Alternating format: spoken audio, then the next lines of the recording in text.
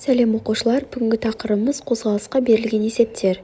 Сен қозғалысқа берілген есептерді шығаратын боласың. Бірінші, екі ағаштың арасы к метр, олардан бір уақытта бір-біріне қарама-қарсы бағытта екі торғай ұшып шықты. Олар бір секундтан кейін кездесті. Бірінші торғайдың жылдамдығы z метр секунд болса, екінші торғайдың жылдамдығын тап дейді. Бізде s-іміз k тең, ал b секундтан кейін t бізде b-ға тең. Және v1-іміз z метр секундқа тең. Және v2-ні табуымыз керек. Енді v2-ні табу үшін s тең vt формуласын пайдаланамыз. X-ге қосамыз z-ті, көбейтеміз b-ға, тең болады k. Осыдан x-ті табатын болсақ, k-ны b-ға бөліп, және z-ті азайтамыз. Келесі екінші А есеп. Суретте деректермен таныс динозаврлардың әрқайсысы тәуліктің 1/4 бөлігінде үздіксіз қозғалатын болса, олар қандай арақашықтықты жүріп өтеді? 1/4 бөлік деп отырғанымыз бұл 24 сағатты 4-ке бөлсек 6 сағатқа тең. 24 бөлу 4 тең болады 6 сағат. Енді бірінші динозаврымыз 10 метр секунд километр сағат жылдамдықпен жүретін болса, 10-ды 6-ға көбейтеміз, 60 километр болады. Екінші динозаврымыз 15, 15-ті 6-ға көбейтетін болсақ, 90 болады, 90 километр. Үшінші динозаврымыз 20 километр сағат жылдамдықпен жүреді, оны 6-ға көбейтетін болсақ, 120 километр.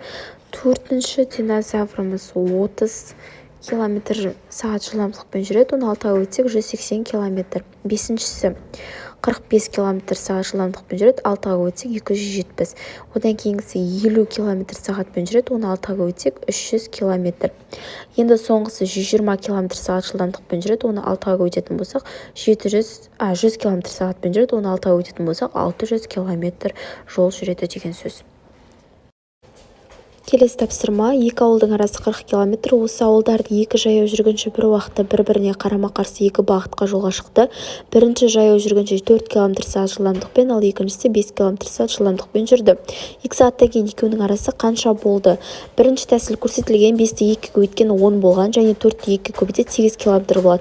Екеуін қосқан 18, және 18-ге 49, 58. Екінші тәсіліміз бізде екі жылдамдықты қосамыз, 4-ке 5-ті қосамыз 9, сосын 9 километр сағат 2 сағатқа көбейтеміз, 18 болады. 18-ге қалған 40 километрді қосамыз, 58. Сонда барлығы бізде 58 километр жол дегенді білдіреді.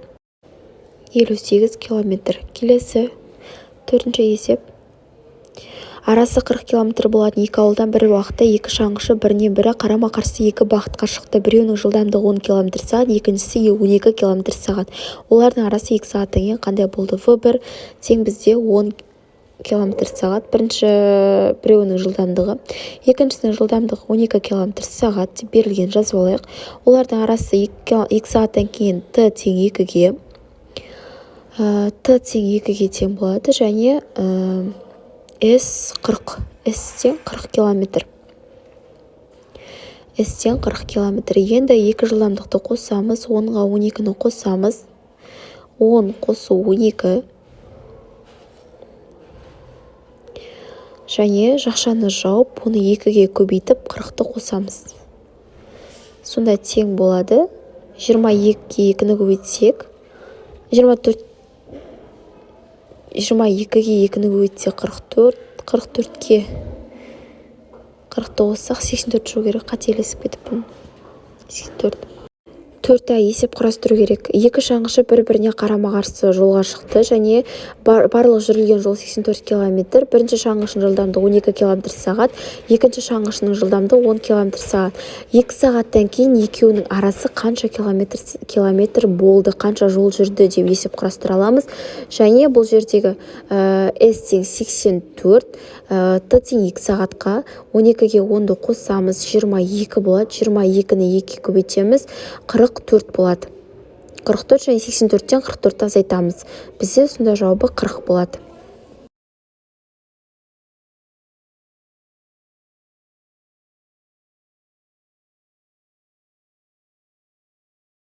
Келесі 4 бұл.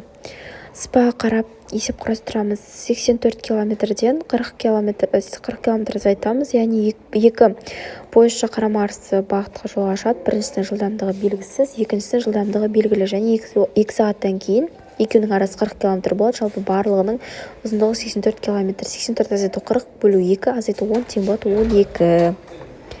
12 км сағат. 16 тең 2 сағат. S тең 40. Ал S барлығы жүрген жол 84 км. Келесі есеп, 5-ші есеп, қай санды өрнекте бірінші амал ретінде қосу орындалуы тиіс? Бірінші есепте бірінші бөлу орындалады, сосын қосу, содан кейін 2 азайту орындалады. Так, бірінші есепте 800-ді 100-ге бөлеміз, тең болады 8. 2700-ге 8-ді қосамыз, 2708 болады. 2708-ден 70-ті азайтамыз. Бағанда азайтуды білеміз ғой, балалар.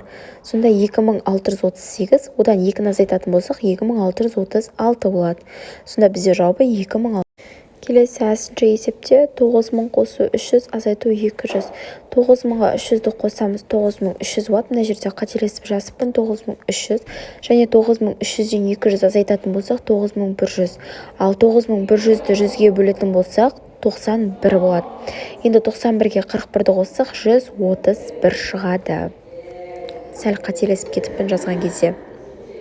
Келесі 5-ші есеп 18000 бөлу 300 қосу 400 азайту 600, және одан 50-ді азайтамыз. Бастапқы берілген есептер жауабын жазайын. 2636, келесі 125. Ал енді 5-ші есеп. 5-ші есепте 18000 бөлу 300 қосамын 400. 300-ге 400 қосамыз 700. 700-ден 600 азайтамын 100. Және 18000-ді 100-ге бөлетін болсақ 180. 180-ден 50-ді азайтатын болсақ 180-50-ді азайтатын болсақ 130 жауабы. Жауабы 130. Келесі 4-ші есепте 180.567 азайтасын 184. Азайтасын 4, қосасын 445.534 бөлу 89. 445.534-ті 89-ға бөлетін болсақ, бізде жауабы шығады. Бірінші 5-тен береміз. Сонда бізде 445 болады. Ал азайтсақ 0, одан кейін 53-ті түсіреміз. Ол жетпейді. Бізге 534-ті түсіреміз. 0, 0, 2 сан түсіргендіктен 2 0-ден береміз. 6 болады, және 6-ны 89-ға көбейтсек 534. Сонда бізде жауабы 5006 шығады. Енді 180.567-тен 184-ті азайтамыз. 184-ті азайтатын болса 7-тен 4 3, 16-тан 8 8, 4-тен 1 3, 180-нің өзі түседі. Енді одан 4 азайтатын болсақ 180.379 шығады. Ал енді оған қоссақ, жаңағы 5006-ны қосамыз. 5006-ны қосқан кезде 9-6-ны қоссақ 15, бір ойда 8, 1, 5, 180.385 болады.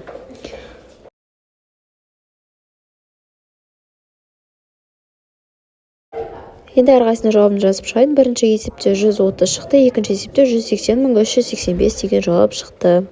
Келесі 6-шы есепте жұлдызшаның орнына болатын цифрларды анықта дейді. Яғни мына жерде жұлдызшаның орнына сан қойымыз керек. Біріншісіне 6419-ды қоямыз, екіншісіне 229.612-ні қояды екенбіз.